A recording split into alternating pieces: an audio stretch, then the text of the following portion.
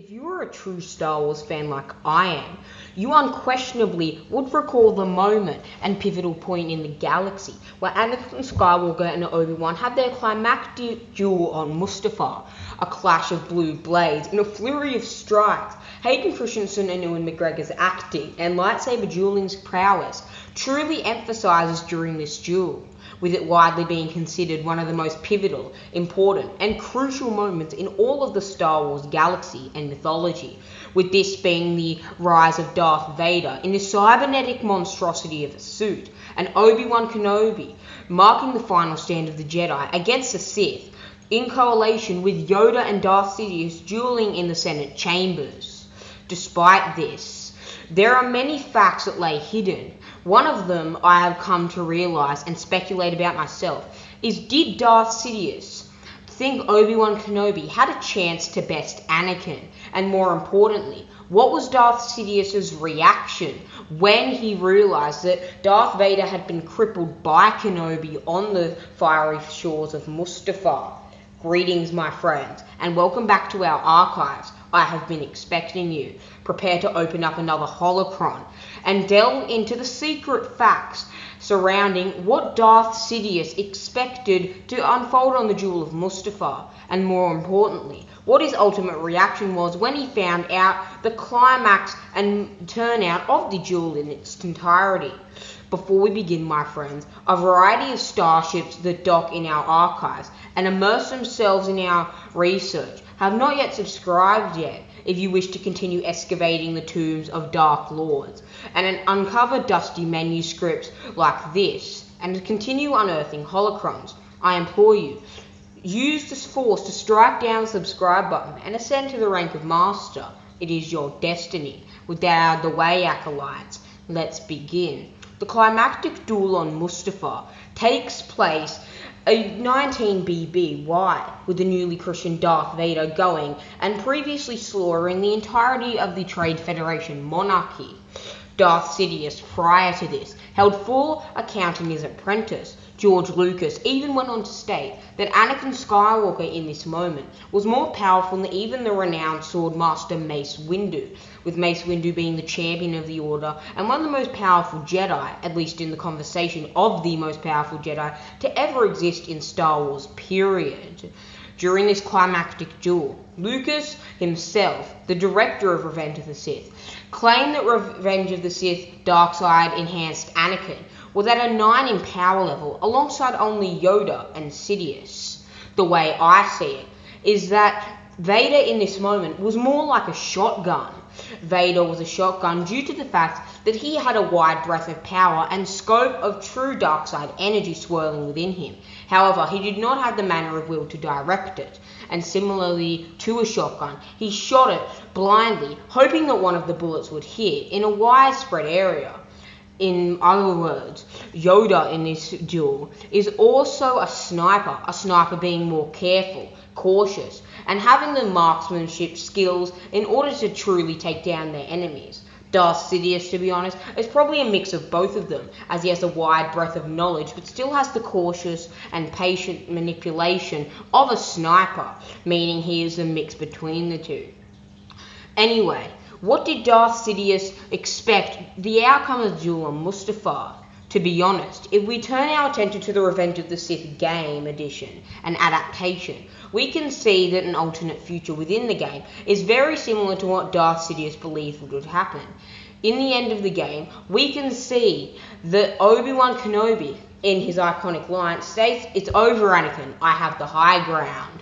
During this scene, Anakin jumps up and Obi Wan strikes upwards, preparing to sever 3 of his limbs, except for his robotic one, both his arms and one of his legs. During this climactic scene, in the Revenge of the Sith game adaptation, we can clearly visualize and envision Anakin jumped over Obi-Wan's strike, and before Obi-Wan could parry with his Soresu, Anakin impales him through the back. This is largely what Darth Sidious believed the outcome of the duel on Mustafar would be, as he believed that Anakin was far too powerful for even Grandmaster Yoda, although this is a heavily contested debate, as I believe Yoda is still superior to Skywalker at this time. In short, Palpatine was very surprised, and actually deep down so was Grandmaster Yoda. Yoda had expected prior that Obi-Wan would have no chance against Darth Vader, knowing that he had successfully slaughtered nearly all of the Jedi in the General Temple, including Jedi Master Shaak Ti, one of the greatest swordmasters of the entire Order's history, and Jedi Battle Master Sin Dralik. Sin Dralik was largely in charge of being the main swordmaster and lightsaber educator to the entirety of the Order. The thing about Obi-Wan is that he has always been underestimated because he kept things simple. He didn't show off like Anakin and boast his abilities.